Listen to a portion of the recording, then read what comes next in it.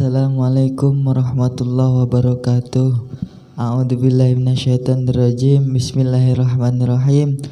Bersyukur kepada Allah Ta'ala yang maha pengasih lagi maha pemurah, serta sholawat salam tercurahkan kepada manusia satu-satunya yang paling mulia, yakni baginda Nabi Muhammad SAW. Berjumpa kembali di acara Hikmah Kamilah Memperindah Nafsani dan Ruhani dengan saya Abu Jimmy, dan alhamdulillah sudah ada Pak Kiai. Bagaimana kabarnya Pak Kiai? Alhamdulillah sehat-sehat Ustadz Jimmy. Sebaliknya Ustadz Jimmy sehat ya? Nggih, alhamdulillah sehat Pak Kiai. Jadi seperti biasa kami akan menemani pemirsa dimanapun Anda berada untuk beberapa menit ke depan. Untuk video kali ini saya akan membacakan pertanyaan Pak Kiai dari di video kemarin tentang Al-Quran yang diturunkan 7 huruf. Ini ada pertanyaan atas nama Ojo Nesu. Assalamualaikum warahmatullahi wabarakatuh. Waalaikumsalam warahmatullahi wabarakatuh. Pak Kiai, saya mau tanya, ketika akan sujud, gerakan mana dulu yang akan didahulukan?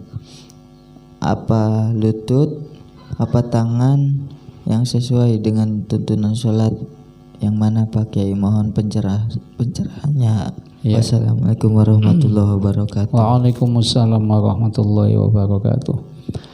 Ya, memang itu sering dipertanyakan. Memang ragu-ragu sih. Ya, di dalam hadis itu kalau saya bacakan hadisnya, hadis riwayat Imam Bukhari, Imam Muslim, Abu Dawud, Imam Nasai, Ibnu Majah dari Ibnu Abbas ya. Saya bacakan hadisnya untuk menjawab yang harus didahulukan mana gitu ya. Umirtu an asjuda ala sab'ati azumin.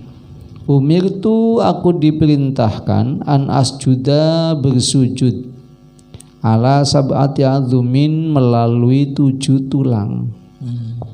Alal jabhati, tulang ini jidat ya.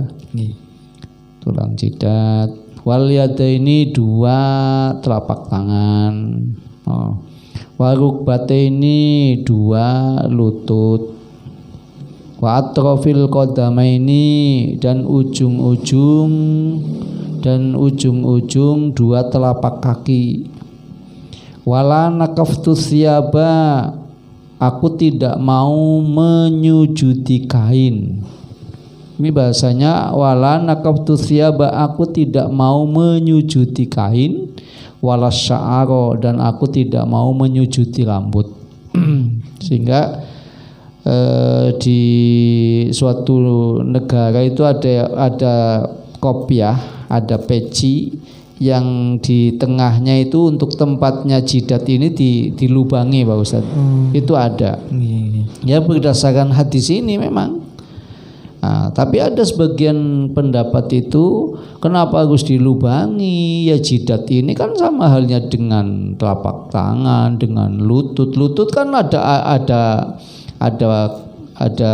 tutupnya gitu. Itu pendapat mereka. Ya monggo, ndak masalah, mereka itu punya dalil kok. Saya bacakan hadis ini, coba kita pahami. Aku diperintahkan sujud melalui 7 tulang. Alal jabhati, yang diterangkan itu alal jabhati, didahulukan adalah jidatnya. Ini kalau harus berurutan kan berarti tidak tangan dulu, tidak lutut dulu, tapi langsung jidat kan itu. Nah, ini kalau disiplin ilmu waduk. Tapi bukan seperti itu. Islam itu kan yusrun. Islam itu mudah. Islam itu gampang. Tapi jangan dianggap gampang gitu. Jangan dianggap atau jangan digampangkan bahasanya. Jadi dengan bahasa alal jabhati wal yadaini wa rukbataini wa atrofil qadamaini yang semua kata sambungnya menggunakan wawu. Menggunakan wawu itu adalah lil jam'il mutlak. Wawu menggunakan wawu ini berarti lil jam'il mutlak. Dengan bahasa tidak harus tartib. Nah kalau harus tartib berarti jidatnya dulu Pak Ustadz. Jidatnya dulu, baru dua tangan, baru dua lutut, baru ujung-ujung dua telapak kaki. Ini menunjukkan bagaimana? Menunjukkan berarti orang bersujud itu bagi orang yang sudah tua. Bagi orang yang sudah tua itu biasanya mendahulukan tangan. Tapi bagi orang yang masih kuat itu menggunakan lutut dulu. Biasanya kan kalau orang tua ini sudah sakit lututnya sehingga menggunakan tangan dulu. Nah, hal itu tidak jadi masalah. Tidak jadi masalah karena memang sepanjang saya mempelajari hadis, ya mungkin karena kesempitan saya di dalam memahami hadis, mungkin karena belum membaca kitab-kitab hadis yang panjang-panjang, yang lebar-lebar dan juga yang gede-gede kitabnya. Saya salah satu yang saya ambilkan tentang dalil sujud ini, ya ini hadis riwayat Bukhari, Muslim, Abu Dawud, Nasai, Ibnu Majah. Ada di dalam Al-Jami'us Shahih, ada pula di dalam kitab-kitab yang lain. Ini tidak menggunakan disiplin ilmu apapun berarti. Kalau menggunakan disiplin ilmu waduk, maka jidatnya dulu, baru tangan, dua lutut, dan juga baru ujung telapak kaki, ya ujung dua telapak kaki. Berarti kalau sujud itu tidak boleh di telapak kaki itu tidak boleh pakai ujung jari. Nah jari-jarinya itu harus ditekuk gitu. Ya harus ditekuk supaya ujung telapak kakinya nempel ke bumi. Jadi dengan bahasa yang seperti ini sangat mudah dipahami bahwa kita bersujud itu dahulukanlah yang sekiranya memudahkan kita beribadah kepada Allah. Nah, kalau orang muda masih kuat, apa tangannya dulu, apa lututnya dulu. Bagi yang muda kan enak lututnya dulu. Bagi yang tua biasanya lutut sudah tidak kuat, tangan dulu, khususnya ibu-ibu lah ya, khususnya ibu-ibu. Jadi dengan dasar semua kata sambungnya pakai wawu, maka tidak ada permasalahan yang harus bikin sulit. Pokoknya ibadah itu sepanjang tidak menyalahi aturan Al-Quran, tidak menyalahi aturan Al-Hadis, tidak menyalahi aturan Al-Ijma, tidak menyalahi aturan Al-Qiyas, kita jalani sesuai dengan kebisaan kita, sesuai dengan pemahaman kita. Apalagi kita punya seorang pembimbing yang sampai kepada Rasulullah, ya. Ya memang pelajaran-pelajaran yang kayak gini kan masih di dinia, sehingga kan lupa, ya masih dinia kelas 1. Pelajaran-pelajaran ini kan masih di dinia kelas 1, sehingga yang sudah tua ya lupa kan jadinya. Makin tua ya jelas makin banyak berlupa karena banyak yang dihadapi. Sehingga saya simpulkan yang namanya sujud itu di mana yang paling mudah itulah lakukan. Kalau yang mudah tangan dulu monggo. Yang mudah kaki, yang mudah itu dua lutut dulu juga tidak apa-apa. Saya menjawab seperti ini dengan alasan tadi. Kata sambungnya, atofnya itu menggunakan wawu semua. Iya, sehingga tidak harus berurutan. Jadi silakan pilih yang paling mudah, yang memudahkan kita untuk sujud itu seperti apa gitu loh. Itu untuk menjawab pertanyaan itu. Simpulannya gampang ya.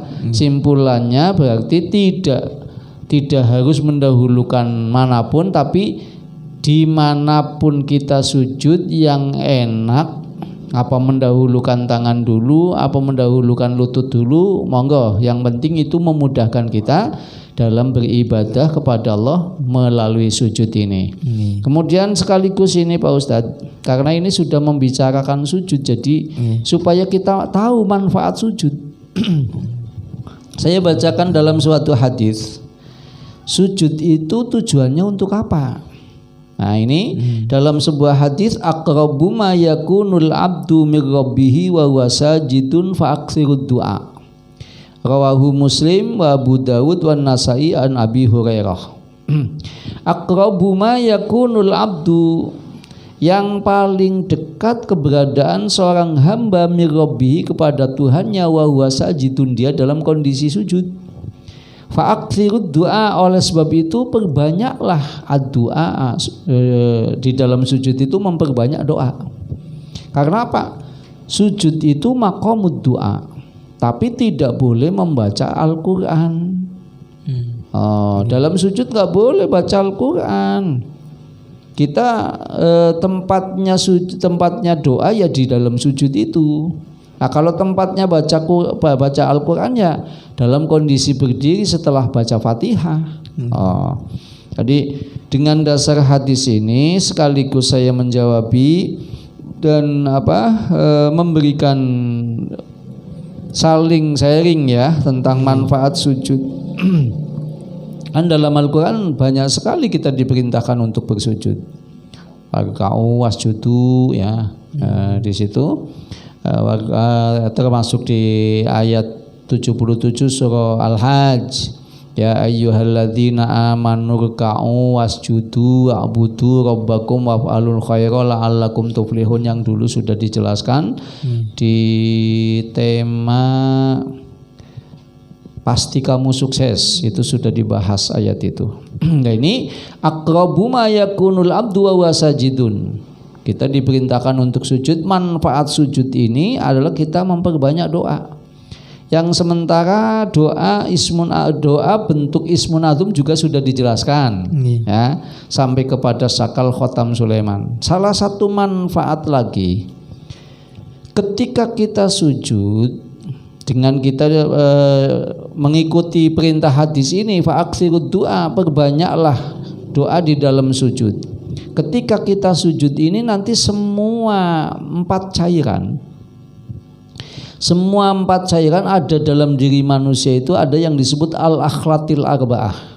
Al-akhlatil arba'ah itu adalah 4 humoral, 4 cairan yang diproduksi oleh 4 organ tubuh yang sangat vital, yang sangat penting bagi manusia. Apa saja? Al-akhlatil arba'ah ini cairan yang diproduksi oleh ariah, paru-paru. Nah, cairan yang diproduksi oleh paru-paru ini wujudnya plegma. Ini di dalam tulisan-tulisan Abdurrahman Asyuti itu mempunyai sifatnya sifat air, ariah. Kemudian unsur air ini, ketika 4 cairan ini, khususnya cairan paru-paru atau cairan ariah ini stabil, maka bisa melumasi semua anggota badan. Nah, dalam sujud itulah menentukan sekali. Ariah atau paru-paru memproduksi cairan plegma, ini seperti oli di dalam mesin. Nah, mesin ketika olinya tidak sempurna maka banyak masalah. Kemudian al-kabid itu kalau kita paham ya liver ya, hati menurut kedokteran, ini bukan hati menurut Al-Quran. Kalau hati menurut Al-Quran itu kolbun, fuadun ya, kemudian afidatun, syagofun. Walaupun di dalam Al-Quran tidak ada wujud syagof bentuk masdar, adanya bentuk fi'il madhi wa qad syagofa hubba, tapi tetap itu maknanya jantung, hati yang isinya adalah jantung. Jadi Bukan hati menurut Al-Quran, tapi hati menurut kedokteran, hati menurut medis, yakni al-kabid. Al-kabid ini memproduksi darah merah. Darah merah ini itu juga perlu distabilkan. Kemudian al-maror itu kandung empedu. Empedu ini memproduksi cairan warnanya kuning. Warnanya kuning. Ini bersifat panas kering, unsurnya unsur api. Kalau al-kabid tadi unsurnya unsur angin. Nah, yang terakhir adalah at-tihal, limpa. Limpa ini memproduksi cairan as-sauda, warnanya kehitaman. Unsurnya unsur bumi. Dengan adanya 4 unsur yang ada dalam diri manusia ini, menurut tabib-tabib ala hikmah ghaibiyah, itu 4 unsur sangat mendominasi manusia. Karena 4 unsur ini dari rumusan abajadun hawazunha toyakun lamunun sa'a fusun koro satun thukun dhutun dhukun. Dari alif ke bawah unsur api ahtomin fastin. Dari ba ke bawah bawinin sotidin. Ini unsur bumi. Dari jim ke bawah jaskasin kotidin. Ini unsur angin. Dari dal ke bawah dakhlain rohirin, unsur air. Dengan banyak sujud, dengan banyak berdoa di dalam sujud, maka 4 cairan ini akan stabil. Biha qawamul badani, sebab adanya 4 cairan ini qawamul badan, badan bisa berdiri tegak. Wa minha solahuhu, dari 4 cairan yang stabil, solahuhu, badan menjadi sehat. Dan yang paling dekat hamba Allah itu kan dalam kondisi sujud. Dengan adanya sujud ini maka bisa menyetabilkan 4 cairan. Wa minha fasaduhu, dari 4 cairan yang tidak stabil, yang karena kurang banyak sujud, kurang sujud ya. Ini fasaduhu, banyak penyakit. Sehingga manfaat sujud ini sangat luar biasa. Oleh sebab itu khususnya mohon maaf para sholih, para ahli hikmah, ketika menjelang subuh biasanya para beliau ini memperbanyak sujud. Memperbanyak sujud karena punya manfaat yang sangat luar biasa, dan doanya lebih dekat diijabah oleh Allah sesuai dengan hadis tadi, aqrabu ma yakunul abdu min rabbih wa huwa sajidun fa aktsirud du'a. Perbanyaklah kamu ad-du'a, doa di dalam sujud, karena itu lebih dekat kondisi kita dengan Allah Subhanahu wa taala. Simpulannya, silakan dahulukan anggota badan mana yang lebih memudahkan kita dalam bersujud kepada Allah, karena Islam itu tidak patok bangrung, tidak harga mati harus seperti ini, tidak.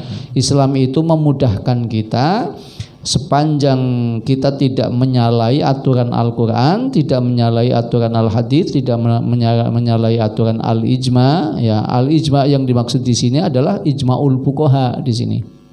Ijma'ul Fuqaha lahirnya Al-Ijma ya, dan Al-Qiyas.